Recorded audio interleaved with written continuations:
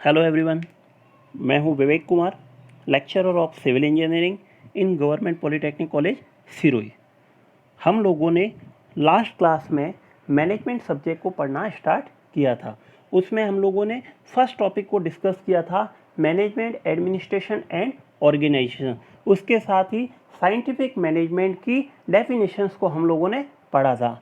आज हम लोग इस क्लास में साइंटिफिक मैनेजमेंट के क्या ऑब्जेक्टिव है, टेलर ने जो साइंटिफिक मैनेजमेंट की जो थ्योरी दी थी उसको, उसके साथ ही साइंटिफिक मैनेजमेंट से किन किन को लाभ होता है, तो इन चीज़ों की स्टडी आज हम लोग इस क्लास में करने जा रहे हैं। ठीक है, तो सबसे पहले अपन स्टार्ट करते हैं कि साइंटिफिक मैनेजमेंट के क्या उद्देश्य है। तो पहला है, कार्य की सभी क्रियाओं में अधिक दक्षता की दृष्टि से प्रशिक्षित उपलब्ध कराना।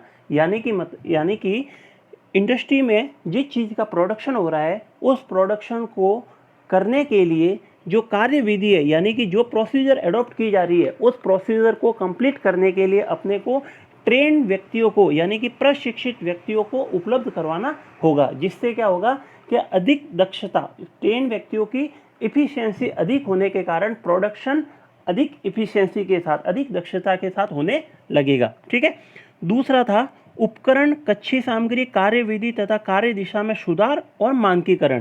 कि इंडस्ट्री में जो प्रोडक्ट तैयार हो रहा है उसके लिए जो भी प्रोसीजर एडॉप्ट किए, उसके लिए आपको उपकरण या जो भी रॉ मटेरियल्स है या जो प्रोसीजर है या उनकी जो भी स्थिति है, उन सभी में सुधार की आवश्यकता होती है। यानी कि समय समय पर आपको रिसर्च वर्क करना होता है, तो रिसर्च वर्क करके या जो भी इंडस्ट्री में जो नई टेक्नोलॉजी आती है उन टेक्नोलॉजी का यूज़ करते हुए अपने को उनमें सुधार करना होता है। या फिर जो भी आपका प्रोडक्ट तैयार हो रहा है या जो भी आपने मशीनरी यूज़ हो रही है उनकी स्टैंडर्डाइजेशन, उसके लिए स्पेसिफिकेशंस फिक्स करते हुए कार्य करना चाहिए। ठीक है, नेक्स्ट है कार्य विन्यास, मार्ग निर्धारण, उत्पादीय सामग्री का नियोजन, भंडारण तथा लेखा विधियों में सुधार करना।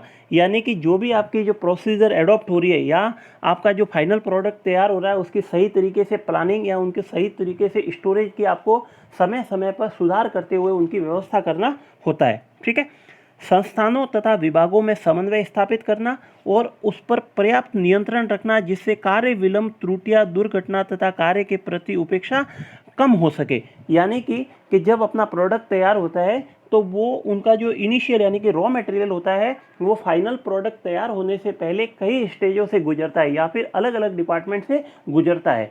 तो उन सभी डिपार्टमेंट, उन सभी संस्थानों के बीच में आपस में कोऑर्डिनेशन होना जरूरी है। जिससे क्या होता है कि अपन जो भी अपना प्रोडक्ट बन रहा है वो किस स्टेज पर है उसकी कंट्रोलिंग अपन वहाँ बैठे अपन कर सकते हैं। उससे क्या होगा कि आपके न तो उसमें कोई लेट होगा, कि आपका जो प्रोडक्ट तैयार हो रहा है उसमें न तो किसी प्रकार का लेट होगा या कोई न उसमें एरर आएगी या फिर आपके किसी भी तरह उसमें दुर्घटना होने की संभावना कम हो जाएगी। ठीक है, फिफ्थ है सामयिक प्रशिक्षण, निरंतर मार्गदर्शन और तत्काल पुरस्कार की व्यवस्था करना।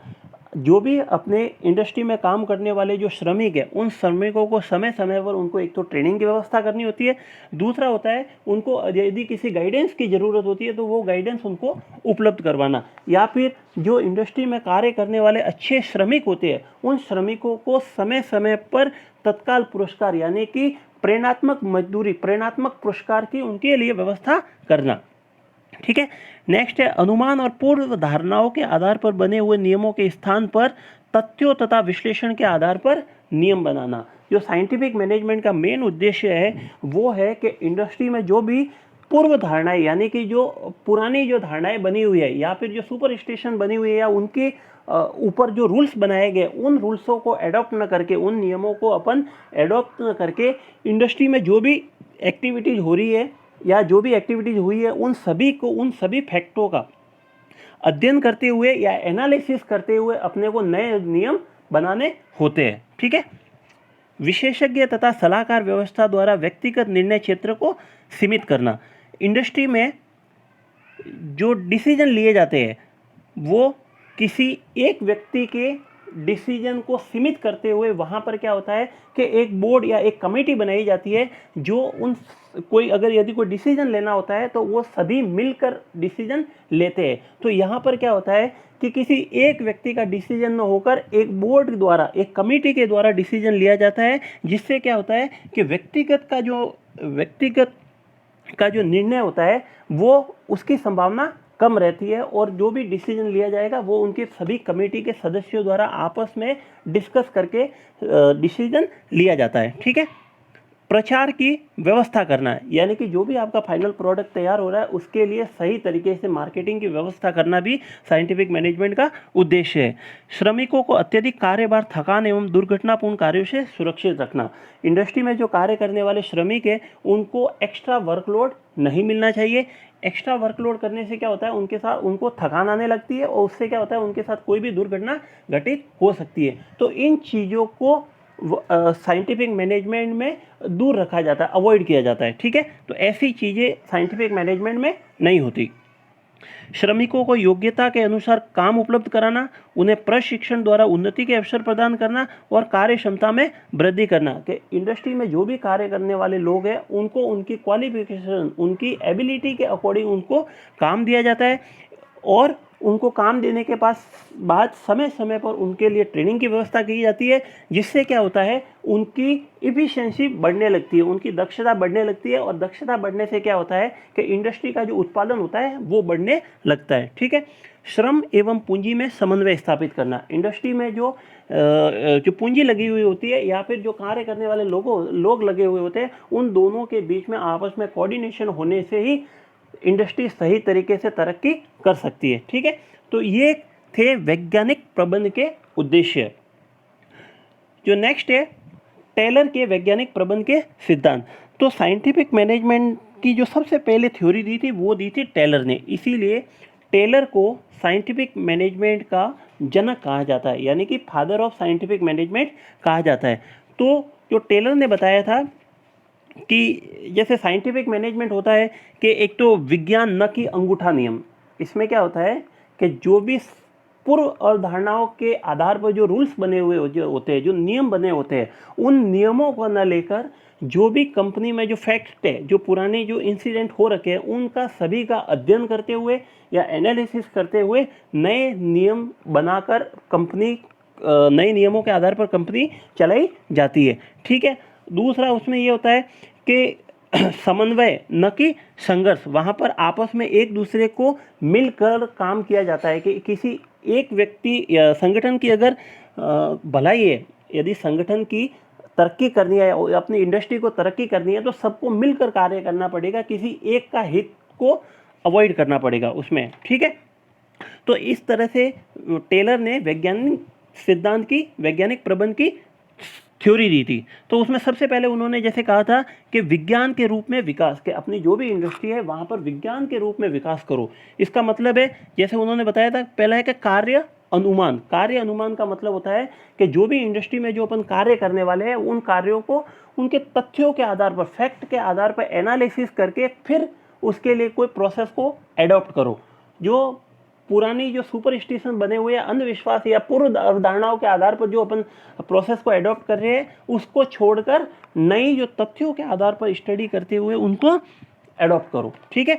दूसरा था प्रयोगात्मक अध्ययन। प्रयोगात्मक अध्ययन का मतलब कि इंडस्ट्री में जो भी है, जो प्रोसेस को एडॉप्ट की गई है, उनको समय समय पर एक्सपेरिमेंट करते हुए या रिसर्च वर्क करते हुए उसमें अगर कोई सुधार की आवश्यकता है तो उसकी सुधार करते हुए अपने को आगे बढ़ना चाहिए।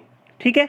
जो थर्ड है, प्रेरणात्मक मजदूरी प्रणाली का विकास। इसका मतलब है कि इंडस्ट्री में कार्य करने वाले जो भी लोग हैं या अच्छे कार्य करने वाले लोग हैं, उनको समय समय पर प्रेरणात्मक मजदूरी उनको दी जानी चाहिए, जिससे क्या होता है कि दूसरे जो श्रमिक उनको देखकर वो भी अपनी इफिशिएंसी बढ़ाने की तरफ कार्य करते हैं। ठीक है।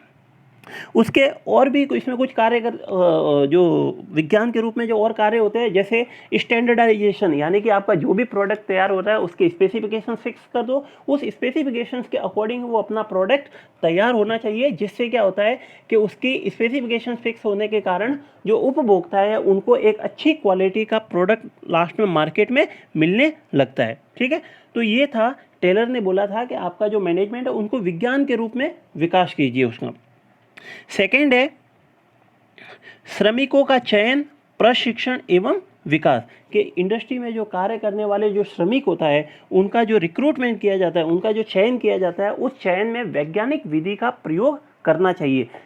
वैज्ञानिक विधि का प्रयोग करने का मतलब है कि उनको चयन करने से पूर्व उनके एग्ज़ाम लेना चाहिए, एग्ज़ाम के बाद में उनको इंटरव्यू लेना चाहिए, अगर उसमें अपने को सही उनकी परफॉर्मेंस लगती है तभी उनका रिक्रूटमेंट करना चाहिए। दूसरा कि जैसे ही उनका रिक्रूटमेंट हो जाता है तो रिक्रूटमेंट के पश्चात यानी कि उनके सिलेक्शन होने के बाद में उनको एक ट्रेनिंग दी जानी चाहिए जिससे उनको इंडस्ट्री के बारे में या इंडस्ट्री में जो कार्य होने वाला है उनको बेसिक नॉलेज उसका हो जाए। ठीक है। थर्ड है श्रमिक प्रबंध एवं श्रमिकों में पूर्ण सहयोग।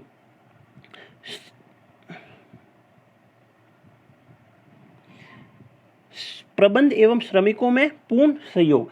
अब के इंडस्ट्री में जो काम करने वाले जो श्रमिक होते हैं या फिर जो मैनेजमेंट के लोग होते हैं उन सभी का एक ही मकसद होना चाहिए कि इंडस्ट्री या फिर उन सभी लोगों को मिलकर कार्य करना चाहिए, जिससे क्या होता है कि इंडस्ट्री एक सही दिशा में कार्य करने लगे। इंडस्ट्री को जो उनका प्रोडक्ट तैयार होने चाहिए वो प्रोडक्ट तैयार वो या जिस स्पीड के साथ उत्पादन होना चाहिए वो स्पीड उनको मिलती रहे। तो वहाँ पर श्रमिक और प्रबंधक दोनों को मिलकर कार्य करना चाहिए जिससे अब उनकी इंडस्ट्री आगे बढ़ती रहे। ठीक है। या फिर आपस में मिलकर उनको दोनों को आपस में सहयोग करते हुए कार्य करना चाहिए जिससे इंडस्ट्री को लाभ होगा, जिससे क्या है उनकी फाइनल जो प्रोडक्ट तैयार हो रहा है उसकी उत्पादक क्षमता उसमें बढ़ोतरी होने लगेगी। ठीक है। उसके बाद में है प्रबंधकों और श्रमिकों में कार्य और उत्तरदायित्व का समान विभाजन कि जो भी इंडस्ट्री में कार्य करने वाले चाहे वो प्रबंधक को यानी कि मैनेजमेंट के लोग हो या वहाँ कार्य करने वाले श्रमिक हो, उन सभी को उनका कार्य एक तो विभाजन कर देना चाहिए या फिर उनके जो भी कार्य दिया हुआ है उनकी उसकी जिम्मेदारी के साथ उनको कार्य दिया जाना चाहिए, जिससे क्या होता है कि उनमें एक जिम्मेदारी होने के कारण उनको ये फीलिंग्स आएगी कि वो कार्य उनको समय पर पूरा करना है। ठीक है। जैसे कारखाना प्रबंधक होते हैं उसमें टोली नायक, गति नायक, मरम्मत नायक, निरीक्षक, ऐसे ही लोगों को उनको कार्य उनकी जिम्मेदारी के साथ उनको सौंप दिया जाता है। सेम टू सेम जैसे जो कार्यालय प्रबंधक होते हैं उनमें कार्यक्रम लिपिक, निर्देशन पत्र लिपिक, समय लागत लिपिक, ऐसे लोग होते हैं जिनको वहाँ पर उनकी जो कार्य उनको बताया जाता है वो उनकी पूरी जिम्मेदारी के साथ उनको कार्य करना होता है। ठीक है। तो ये थे टेलर के वैज्ञानिक प्रबंध के सिद्धांत। अब जो वैज्ञानिक प्रबंध के लाभ क्या है, तो वैज्ञानिक प्रबंध के इंडस्ट्री में कार्य करने वाले श्रमिकों को भी लाभ होता है, इंडस्ट्री का जो मालिक होता है उसको भी लाभ होता है, या फिर उससे जो देश होता है उस देश को भी कुछ लाभ होता है। तो अपन अलग से तीनों के बेनिफिट्स को अपन पढ़ेंगे, एडवांटेज को तीनों को अलग से पढ़ेंगे। तो सबसे पहले अपन पढ़ते हैं कि किसी भी इंडस्ट्री में वैज्ञानिक प्रबंध लागू होने से उसके मालिक को यानी कि उत्पादक को क्या लाभ हो सकता है। तो सबसे पहले है प्रत्येक कार्य वैज्ञानिक पद्धति से होने के कारण उत्पादन अधिक होता है। इसमें वस्तुओं एवं सेवाओं की पूर्ति निश्चित समय पर होती है। जैसे ही वैज्ञानिक प्रबंध लागू होने से क्या होता है कि सभी वहाँ पर कार्य करने वाले लोगों की इफ़िशियंसी बढ़ती होती है या फिर कोई भी कार्य होता है वो सही नियमों के तहत होने लगता है, जिससे क्या होता है कि इंडस्ट्री का जो प्रोडक्शन होता है वो बढ़ने लगता है। और जैसे ही प्रोडक्शन बनेगा तो मार्केट में जो डिमांड होती है वो समय समय पर पूरी होती रहती है। ठीक है। प्रमापीकरण के कारण वस्तु की किस्म अच्छी प्राप्त होती है कि जो भी प्रोडक्ट होता है साइंटिफिक मैनेजमेंट में उस प्रोडक्ट के स्पेसिफिकेशंस फिक्स कर दिए जाते हैं, स्टैंडर्डाइजेशन कर दिया जाता है, जिससे क्या होता है कि जो प्रोडक्ट होता है वो प्रोडक्ट क्वालिटी के साथ बनता है या अच्छी किस्म का बनने लगता है। ठीक है। प्रेरणात्मक मजदूरी एवं मानसिक क्रांति के कारण प्रबंध एवं श्रम के मध्य विवादों की समाप्ति हो जाती है। प्रेरणात्मक मजदूरी मिलने के कारण यानी कि अच्छे कार्य करने वाले मजदूरों को अधिक मजदूरी प्राप्त होने के कारण वहाँ पर जो कार्य करने यानी कि जो मैनेजमेंट के लोगों और जो वर्करों के बीच में जो आपस में जो विवाद होता था वो विवाद वहाँ पर समाप्त हो जाता है। श्रम विभाजन, विशिष्टीकरण, प्रमापीकरण, मशीनीकरण, स्वचालन एवं आधुनिकता के कारण परिणाम स्वरूप उत्पादन लागत में कमी आती है। साइंटिफिक मैनेजमेंट को यूज़ करने के कारण सभी की इफ़िशियंसी बढ़ने लगती है और इफ़िशियंसी बढ़ने के कारण कम से कम लागत में अधिक से अधिक उत्पादन होने लगता है। ठीक है, श्रम विभाजन व विशिष्टीकरण से होने वाले लाभ प्राप्त होता है। वहाँ पर वर्क डिस्ट्रीब्यूशन होने के कारण कि प्रत्येक व्यक्ति को उनका कार्य की जिम्मेदारी सौंप दी जाती है, तो वो उसका कार्य कंप्लीट समय पर कंप्लीट करने लगता है, जिससे जो उत्पादक होता है यानी कि जो मालिक होता है उसको अधिक लाभ प्राप्त होता है, उसको किसी को भी कहने की ज़रूरत नहीं होती। ठीक है, तो ये थे उत्पादकों को होने वाले लाभ। सेकेंड है कि इंडस्ट्री में कार्य करने वाले मजदूरों को क्या लाभ होता है, श्रमिकों को क्या लाभ है। तो वो है वैज्ञानिक प्रबंध में श्रमिकों को योग्यता व अनुभव के आधार पर ही कार्य का वैज्ञानिक आवंटन किया जाता है। इससे श्रमिक कार्य में रुचि लेने लगते हैं और उन्हें संतुष्टि मिलती है। कि जहाँ पर भी साइंटिफिक मैनेजमेंट लागू होता है वहाँ पर क्या होता है कि जो वर्कर होते हैं उनको एक तो उनकी एबिलिटी के अनुसार कार्य या उनको किसी चीज़ में एक्सपीरियंस है तो उसके अकॉर्डिंग उनको कार्य प्राप्त होता है, जिससे क्या होता है कि मजदूर या श्रमिक वहाँ पर मन लगाकर कार्य करने लगता है। ठीक है, सेकेंड है श्रमिकों को कार्यानुसार पर्याप्त मजदूरी दी जाती है। साथ ही कार्य कुशल श्रमिकों को प्रेरणात्मक मजदूरी भी दी जाती है। इससे श्रमिकों की स्फूर्ति से कार्य करने की प्रेरणा मिलती है कि वहाँ पर इंडस्ट्री में जो कार्य करने वाले लोग होते हैं वो उनको उनके कार्य के अनुसार ही उनको मजदूरी दी जाती है। अब यदि कोई मजदूर अच्छा कार्य कर रहा है, यदि कोई श्रमिक अच्छा कार्य कर रहा है तो उसको उसके अच्छे कार्य की जगह पर उनको प्रेरणात्मक मजदूरी भी दी जाती है, इंस्पिरेशनल वेजेज भी उसको दिया जाता है। इससे क्या होता है, एक तरह से उसको इंसेंटिव कहा जाता है, इंसेंटिव भी उसको दिया जाता है, जिससे क्या होता है कि दूसरे लोगों में भी या दूसरे कार्य करने वाले श्रमिकों को में भी अधिक कार्य करने की उनकी रुचि बढ़ने लगती है या उनकी पूरी दक्षता के साथ उनमें कार्य करने की रुचि बढ़ने लगती है। ठीक है, श्रमिकों को रोजगार स्थायी रूप से मिलता है और यदि रोजगार में किसी भी प्रकार का परिवर्तन किया भी जाता है तो वैकल्पिक रोजगार की व्यवस्था कर ली जाती है। साइंटिफिक मैनेजमेंट में जो भी वहाँ पर कार्य करने वाले श्रमिक होते हैं उन श्रमिकों को स्थायी रूप से रोजगार मिलता है। वहाँ पर उनको एक श्योरिटी टाइप मिल जाती है कि मेरे को यहाँ से नहीं निकाला जाएगा, जिससे क्या होता है वो मन लगाकर कार्य करने लगता है। यदि किसी कारणवश वहाँ पर उसके रोजगार में उसको दिक्कत आने लगती है तो उसको किसी दूसरे वर्क पर शिफ्ट कर दिया जाता है कुछ समय के लिए। ठीक है, श्रमिकों का चयन वैज्ञानिक प्रणाली के आधार पर किया जाता है। साथ ही प्रशिक्षण व एवं मार्गदर्शन के द्वारा उनका व्यक्तिगत विकास भी किया जाता है। यहाँ पर जो श्रमिकों का जो सिलेक्शन किया जाता है वो वैज्ञानिक प्रणाली यानी कि उनके चयन होने से पहले उनका एग्ज़ाम लिया जाता है, उनका इंटरव्यू लिया जाता है, तो उसके आधार पर किया जाता है और चयन होने के बाद में उनको ट्रेनिंग या उनको गाइडेंस दी जाती है, जिससे क्या होता है उनका खुद का व्यक्तिगत विकास भी होने लगता है। ठीक है, प्रबंध व्यवस्था में समय अध्ययन, गति अध्ययन एवं थकान अध्ययन आदि पर प्रयोग किए जाते हैं। इससे श्रमिकों की कार्य कुशलता में वृद्धि होती है, जिससे कि कम समय में अधिक उत्पादन करने से अधिक उनके पारिश्रमिक में भी वृद्धि होती है। जो साइंटिफिक मैनेजमेंट होता है उसमें समय समय पर अनेक प्रकार की अध्ययन की जाती है, जैसे समय अध्ययन, गति अध्ययन, थकान अध्ययन के वहाँ पर इंडस्ट्री में काम करने वाले श्रमिकों को क्या क्या दिक्कतें आ रही है उन सभी का स्टडी करते हुए, सभी का अध्ययन करते हुए उनके लिए अलग से नियम बनाए जाते हैं, जिससे क्या होता है कि उनकी इफ़िशियंसी बढ़ने लगती है। ठीक है, और इफ़िशियंसी बढ़ने के कारण उनको अधिक पारिश्रमिक मिलने लगता है। तो ये थे श्रमिकों को होने वाले लाभ।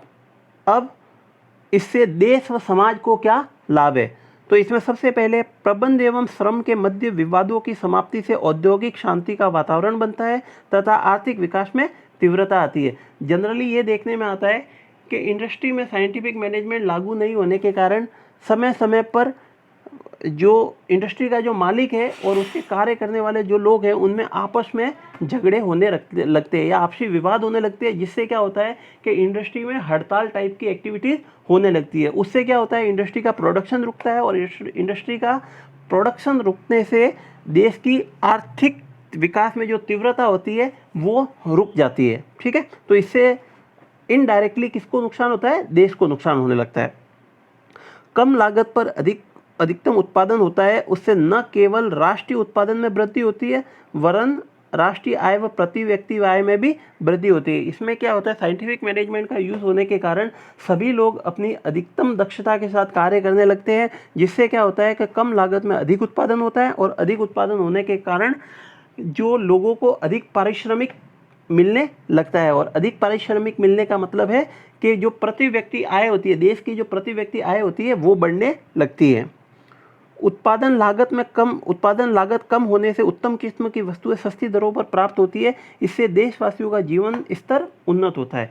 कि यहाँ पर स्पेसिफिकेशंस यानी कि स्टैंडर्डाइजेशन होने के कारण और जो उत्पादन लागत कम होने के कारण जो उपभोक्ता होते हैं यानी कि जो देशवासी होते हैं उनको कम दरों पर यानी कि सस्ती दरों पर अच्छी किस्म की वस्तुएं उनको प्राप्त होने लगती है। तो उससे क्या होता है कि उनका लिविंग स्टैंडर्ड बढ़ने लगता है। ठीक है, तो ये थे कि किसी इंडस्ट्री में साइंटिफिक मैनेजमेंट को लागू करने से कि वहाँ के उत्पादक को क्या लाभ होगा, यानी कि इंडस्ट्री को मालिक को क्या लाभ होगा, इंडस्ट्री में काम करने वाले श्रमिकों को क्या लाभ होगा, या फिर जिस देश में इंडस्ट्री है उस देश को क्या लाभ होगा।